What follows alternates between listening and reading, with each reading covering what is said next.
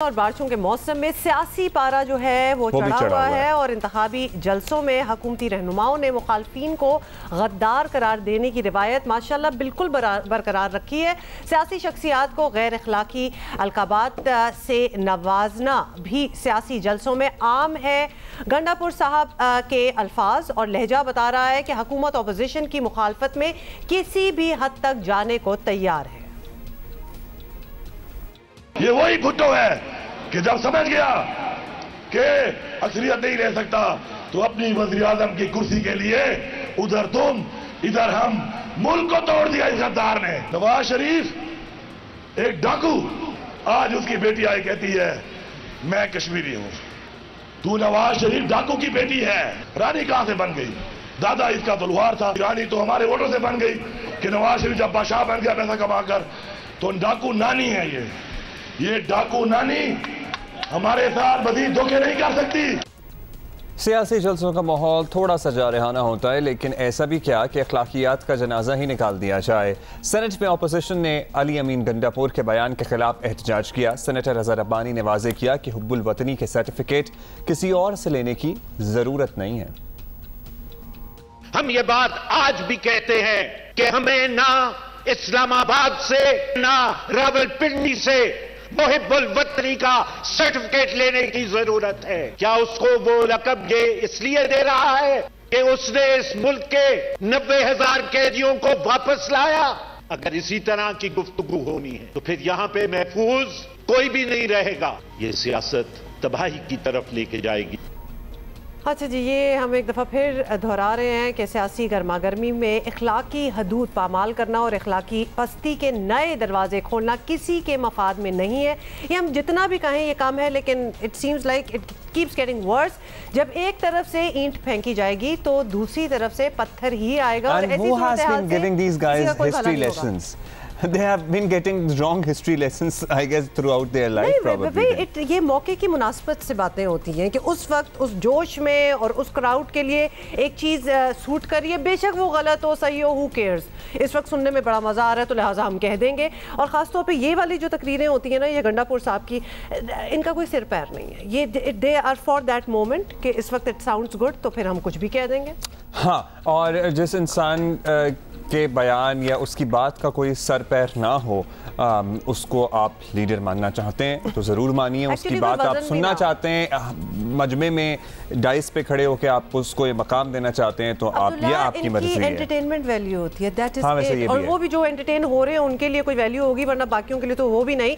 अच्छा, इरशाद भट्टी साहब से ज़रा हम तज्जिया लेते हैं सारी सूरत हाल पर। वैसे हम पहली दफ़ा तो बात कर नहीं रहे हैं, ये बयानात तो आते ही रहते हैं। भट्टी साहब, आज़ाद कश्मीर इलेक्शन में इंतखाबी मुहिम में इल्ज़ामात का तबादला तो चल ही रहा है। इसमें वज़ीर साहब हैं गंडापुर साहब, उन्होंने जो ज़ुबान इस्तेमाल की है आपकी नज़र में मुनासिब है? वैसे although it's nothing new from him, लेकिन फिर भी हम आपसे ज़रा इस ताज़ा बयान पर कमेंट्स चाहते हैं। बिल्कुल गैर मुनासिब है, अफसोसनाक है और शर्मनाक है। लेकिन मेरी कौम से और सारे उन लोगों से दरख्वास्त है जिनको इस पर कोई हैरानी हो, मुझे तो कोई हैरानी नहीं हुई कि गंडापुर साहब ने ये ज़बान इस्तेमाल की है। जो ज़बान हमारी सियासत में अब हो रही है इस्तेमाल, उसमें तो अब आगे भी इससे आगे बात बढ़ेगी। लेकिन मेरी दरख्वास्त है कि खालिस शहद वाले गंडापुर, नून लीग ने कलभूषण को भगा दिया कहने वाले गंडापुर, मेरी कार मेरा बेटा मेरी ज़मीन वाले गंडापुर, जीबी में मरियम, गलगित बल्तिस्तान में की इलेक्शन कमीशन कैंपेन में मरियम नवाज़ की सरकारी खर्च से प्लास्टिक सर्जरियां करवाने वाले गंडापुर, और कल परसों भुट्टो को गद्दार, नवाज शरीफ साहब को डाकू और बिलावल को बिल्लो रानी और मरियम नवाज़ को डाकू रानी कहने वाले गंडापुर साहब को इग्नोर करें।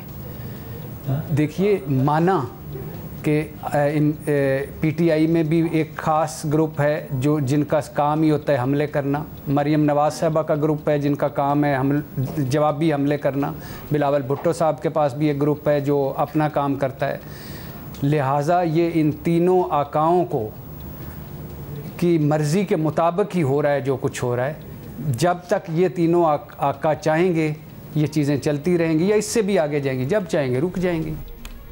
यानी सारों ने कोई ना कोई अपने साथ रखा होता है फॉर ऑल दीज वर्ड्स, और ये ऑब्वियसली जवाबी फायर और ये सारी चीज़ें करने के लिए। लेकिन हमने ये भी देखा है भट्टी साहब, हालिया दिनों में तहरीक इंसाफ के कैंप से अपोजिशन की जानिब ज़्यादा ही जारहाना ज़बान इस्तेमाल हो रही है। तो ये इस चीज़ का इजहार है कि PTI या तो बहुत ही पुरएतमाद है या कुछ और गुस्सा निकाला जा रहा है। मतलब कि आपको क्या लग रहा है, आप इसको किस तरह देख रहे हैं? देखिए, एक बात तो ये है कि ये सिर्फ हुकूमत की तरफ से नहीं हो रहा। शाहिद खाकान अब्बासी साहब जैसे आदमी स्पीकर को कह रहे होते हैं कि मैं जूता उतार कर मारूं तुझे। मुसद्दक मलिक साहब जैसे सुलझे हुए आदमी, पढ़े लिखे आदमी बेगैरत कह रहे होते हैं। इमरान खान को किन किन अलकाबात से नवाजा जा रहा होता है। दोनों तरफ से लगा हुआ है, हुकूमत भी लगी हुई है, अपोजिशन भी लगी हुई है, और दोनों तरफ से पॉइंट स्कोरिंग की जा रही है, और ये दोनों तरफ से अब एक्सट्रीम पे जाया जा रहा है। और हुकूमत का क्यों लग रहा है? क्योंकि हुकूमत को पता है कि अपोजिशन तितर बितर हो चुकी है, अपोजिशन में इत्तेहाद नहीं रहा, PDM में वो अफादियत नहीं रही। अब हुकूमत को कोई ख़तरा नहीं है, ना अपोजिशन इस का ये ख्याल है कि हुकूमत को गिराएगी, बल्कि सब 2023 के इलेक्शन की तैयारियों में है। तो लिहाजा हुकूमत अब बढ़ चढ़ कर वार कर रही है। यही हुकूमत थी जब PDM अरूज पे था और उनके जलसे हो रहे थे तो ये सहमी हुई थी। लेकिन यही हुकूमत है जब PDM तितर बितर हुई और अपोजिशन तितर बितर हुई तो ये शेर हो गई।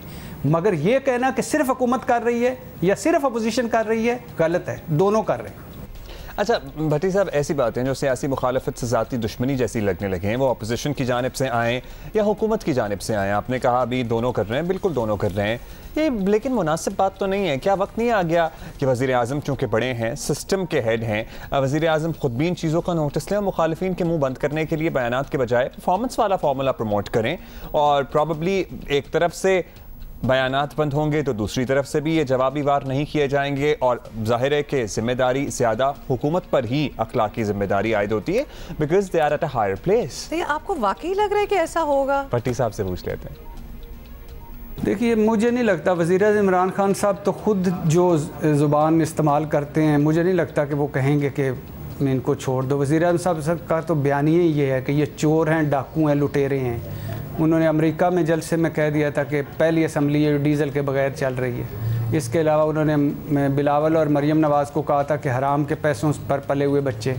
इसके अलावा वो तो इसी तरह बिलावल भुट्टो साहब ने असम्बली में बेगैरत कहा था। इसी तरह मरियम नवाज़ साहबा ने क्या क्या ज़बान ने इस्तेमाल की इमरान खान और उनकी पार्टी के लिए। तो मुझे नहीं लगता कि ये तीनों चाहेंगे या तीनों की कोई ख्वाहिश होगी कि विड्रा करें इस पोलराइजेशन से, क्योंकि तीनों अपने वोटर और सपोर्टर्स को ऐसी ज़बान सुनाना चाहते हैं। और सबसे बड़ी और अहम बात यह है, बदकिस्मती की बात यह है कि हमारी कौम ऐसी गुफ्तगू सुनना पसंद करती है। कुछ को निकाल कर हम लोग सारे तमाशे देखने वाले लोग हैं। ओए होए, आज उसने ये बात कर दी और शेर लग गए, ओए उसने ये जवाब दे दिया और जियो मेरे शेरा। तो ये जो जियो मेरे शेरा उठ के आ, और तो इस बात ने सियासत को बर्बाद कर दिया। तो ये वोटर्स, सपोर्टर्स और अपने हलकों को गरमाने का जो तरीका है, अब वो नेक्स्ट लेवल में शामिल हो चुका है। Alright, बहुत I don't entirely agree with भट्टी साहब on that, क्योंकि putting the blame या फिर the onus of responsibility, जो भी आप कहना चाहें, on the अवाम के, हमारी अवाम को ये बड़ा सुनने का शौक है। नहीं, अवाम को ये आदत दिलाई गई है। ये पहले, अगर आप बहुत पहले चले जाएं, बड़ी तमीज़ और बड़ी तहजीब के साथ गुफ्तगू होती थी, और जलसे भी अगर हो रहे होते थे या इस तरह बहुत बड़ी गैदरिंग्स, और जहां आप माइक्रोफोन पकड़ के बातें करें तो बड़ा वे करते थे अपने वर्ड्स को कि चॉइस ऑफ वर्ड्स क्या कहना चाह रहे हैं, without using all the bad words, without using all the गालियाँ, ये जो बॉर्डर लाइन गालियाँ होती हैं। आप अपना मैसेज और अपना गुस्सा and how you feel about the opponent, वो भी आप आराम से बड़ा अच्छा अक्रॉस कर सकते हैं।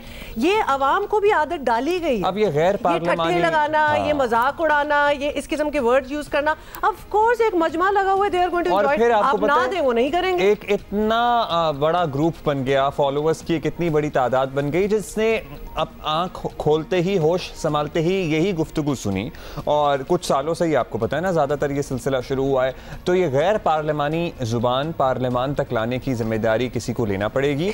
और चलें, जो हो गया है उसको ठीक करने के लिए कोई कोशिश करनी पड़ेगी। मैं तो बिल्कुल मानूंगी नहीं कि कोई भी चीज़ पाकिस्तान की आवाम को उसका रिस्पॉन्सिबल ठहराया जाए। ये सारे हमारे लीडरान हैं, और लेट अलोन ये तो इट्स नॉट इवन कि जब आप एक आम आवाम का मजमा इकट्ठा करके आप उनके लिए बोल रहे हो, आप पार्लियामेंट में क्या करते हैं? वहां तो बाकी नहीं होते, वहां तो आप लोग खुद ही बैठे होते हैं, वहां ही कोई खूबसूरत चॉइस ऑफ वर्ड्स कर लें। ये देखिए ना, यहाँ तो आवाम नहीं थे ना, ये तो जलसा नहीं था। एग्जैक्टली, तो इधर क्या तकलीफ हुई थी? एक दूसरे को जूठे डंडे मार रहे हैं, किताबें फेंक रहे हैं। अब गालियां, आपके यहाँ कैमरास बंद होते, आप लोगों ने एक दूसरे के बाल नोचने थे। बड़ी आपस की बात भी नहीं है, बड़ी खुली बात है ये कि यहाँ लिहाज सिर्फ ये हो रहा था कि आपको पता था कि दुनिया देख रही है, और उसमें भी माशाल्लाह इसको मैं लिहाज कह रही हूँ, जहाँ एक दूसरे को डंडे सर फाड़ने पे लगे हुए हैं। तो यहाँ कैमरे ना होते तो माशाल्लाह यहाँ तो खून बह रहा होता। चलें छोड़े, मेरा ख्याल है। Please do not say anything to the आवाम। हाँ, तो ये आवाम को ये बातें सुनवाई गई हैं, और एक पूरी जनरेशन है जिनको मैं तो मिलेनियल्स ही कहता हूँ, उन्होंने होश संभालते ही ये तकरीरें और ये नारेबाजी सुनी है, तो ये उनका कसूर नहीं है। This is what they probably idealize, क्योंकि वो जिसको आइडियल समझते थे उससे उन्होंने ये सारी बातें सुनी हैं। बहुत जल्दी ये सारे आप लोगों को रिजेक्ट कर देंगे। उनकी तरबियत अगर ख़राब हुई है तो उनकी तरबियत सियासी तरबियत की हम बात करें, उनकी सियासी तरबियत पे सियासी लीडरान का हाथ है अगर वहाँ कोई गड़बड़ हो गई है तो 100% सॉरी, और आप लोगों को ये रिस्पॉन्सिबिलिटी लेनी पड़ेगी।